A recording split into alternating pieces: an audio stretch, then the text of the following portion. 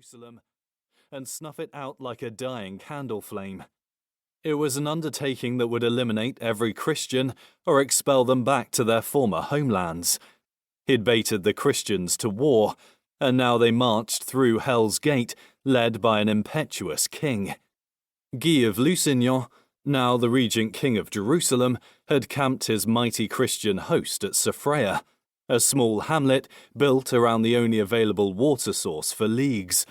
There had been enough water for a village and the first third of the Christian army, who drank it dry in less than an hour, leaving a brown sludge for the rest of the army. The rest of the army hadn't had water in 2 days, which made the misery of the night even worse, as the camp was under a constant barrage of arrows.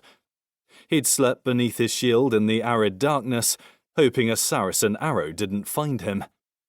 The rising sun had brought no reprieve to the Christians' purgatory. Shouts of dismay escaped from withering throats as they were awakened to the hills surrounding the village ablaze. Orange and yellow flames fanned by Saladin's horse archers. The horse archers operated with ease, seemingly everywhere at once, sometimes getting so close in the smoke no one knew to raise their shields until the arrows whispered death into them. Black smoke swirled over the road, covering the enemy's movements, the wind current trapping the smoke over the army. It was a walk through hell, and the only part they were missing was the brimstone.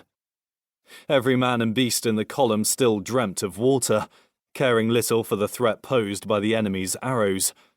It was their solitary quest. Everything else flies on horse dung.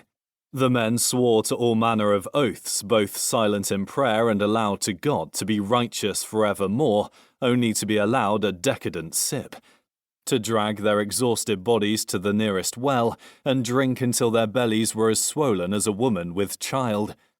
To make matters worse, somewhere near Tiberias, Saladin's main army waited to engage them, blocking the path to the besieged city and the fresh waters of Lake Tiberias, known to some as the Sea of Galilee. Cutnose wiped the crusted spit from the corners of his mouth. If the army didn't find water soon, Saladin may secure his conquest without ever having to fight a battle. The entire kingdom was a crinkling parchment left to bake in the sun until it was swept away by the wind. The only shred of luck so far in the debacle of a march was that Saladin's horse archers had largely let them be for the last miserable hour, allowing the blazing sun to slowly cook them to death. It was a pessimistic luck, and it made him wonder what evils the enemy prepared for them, or if they simply waited for the Christians to collapse from thirst. Then the Saracens could walk their horses leisurely down the hills and trample the exhausted Christians at their leisure. "Deus vult!"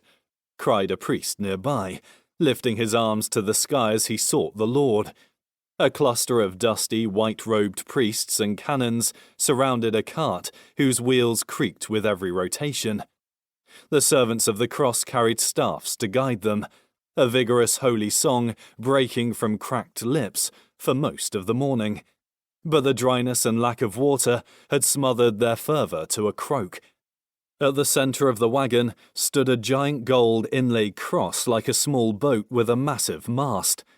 The cross itself only contained a splintered fragment of the original that Christ had been crucified upon, the rest lost to the sands of time. It was tall enough for men to see from a considerable distance, the sun reflecting brilliantly, a holy blindness burning those who chose to gaze upon it. Every major host in the history of the Kingdom of Jerusalem had been accompanied by the true cross into battle. It gave the men courage, compelling them to fight harder to defend the sacred relic from heathen harm. Cutnose and the remaining Jerusalem garrison marched within easy view of the true cross, trailing just behind the king's mounted retinue. King Guy was encircled by roughly 200 knights, their banners bearing all manner of crosses, gold and red. Horse heads bobbed beneath the weight of the knights as they laboured forward. Guy had been made king by frequent deaths in the royal family, and propelled to his current station by an advantageous marriage. It was far above the birthright of a younger son of the Lord of Lusignan. To keep listening to this audiobook, I've left you a link in the description so you can do it, at no cost thanks to Audible's 30-day free trial.